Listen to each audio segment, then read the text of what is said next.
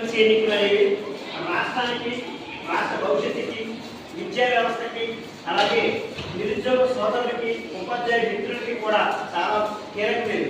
ఎందుకంటే ఈరోజు ఈ సమాజంలో ఒక కోట నిర్దేశించబడితే అంటే ఉపాధ్యాయ కోట కానీ, గ్రాడ్యుయేట్ కోట కానీ, స్థానిక ఎన్నికల కోట కానీ ఉన్నాయంటే వారి యొక్క రిప్రజెంటేటివ్గా వాళ్ళ సమస్యలు ప్రస్తావించే వ్యక్తులు ఉంటారని రాజ్యాంగం రూపొందించింది. కానీ ఈ వ్యవస్థలో అధికార పార్టీ సభ్యులు దూరిపోయి అధికార పార్టీ యొక్క అడుగులు మడుగులెత్తుతూ వత్తాసు పలుకుతూ నిరుద్యోగులు, ఉపాధ్యాయులు రకాల యొక్క ఆకాంక్షల్ని చిదిమేస్తున్నారు. అలా కాకుండా పాత పెన్షన్ విధానాన్ని తీసుకొచ్చి సీజీఎస్ అనేది రద్దు చేసి పాత పెన్షన్ విధానాన్ని తీసుకురావాలని, అలాగే విద్యా వ్యవస్థలో కూడా ఉపాధ్యాయులు కూడా మహిళా ఉపాధ్యాయులు ఉన్నారు అనేక రకాల సమస్యలతో ఎదుర్కొంటారు. ఎందుకంటే మనం బయోమెట్రిక్ విధానం పెట్టి ప్రభుత్వం పని చేయించుకోవడం కన్నా ప్రభుత్వం మనకు ఉపాధ్యాయులు స్వామి అందరినీ కూడా ఒక బానిసగా కట్టుబడి చేస్తుందండి. వ్యవస్థలో మార్పు తీసుకురావాల్సిన ఉపాధ్యాయులని మనం గౌరవించుకోవాలి.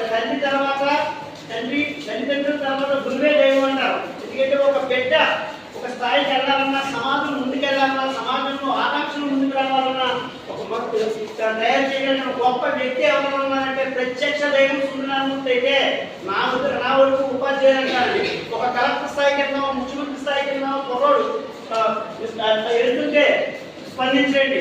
మా మాస్టర్ వెళ్తారంటే గబగబా పరిగెత్తుకొచ్చి కిటికీలకు నాన్న మా మేడం గారు వెళ్తారు, మా మాస్టర్ వెళ్తారు వెళ్తారు అంటే సమాజంలో ఉపాధ్యాయులకు మా స్థానం అటువంటిదండి. కాబట్టి చంద్రబాబు నాయుడు గారు, పవన్ కళ్యాణ్ గారు వెళ్తే గుర్తుపెట్టకపోయినా ఆ విద్యార్థి సంతోషం ఎక్కడైనా ఉంటుంటే నేను నేర్చుకున్న స్కూల్ టీచరు మేడం గారు ఈ రోజు ఎంత గొప్పవాడైనా గురువు లేకపోయిన విద్య సార్థకత కాదు.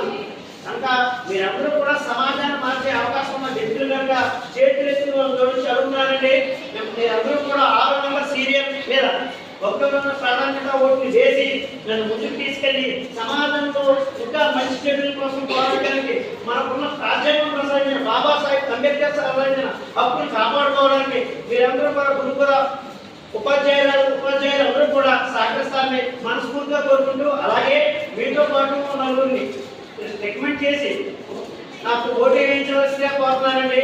ఇందులో ఏ విధంగా తప్పుగా మాట్లాడుతున్నా నన్ను కూడా పెద్ద మనుషులు క్షమించాలని, మీరందరూ సపోర్ట్ చేస్తారని ఆశిస్తూ నమస్కరిస్తున్నాను.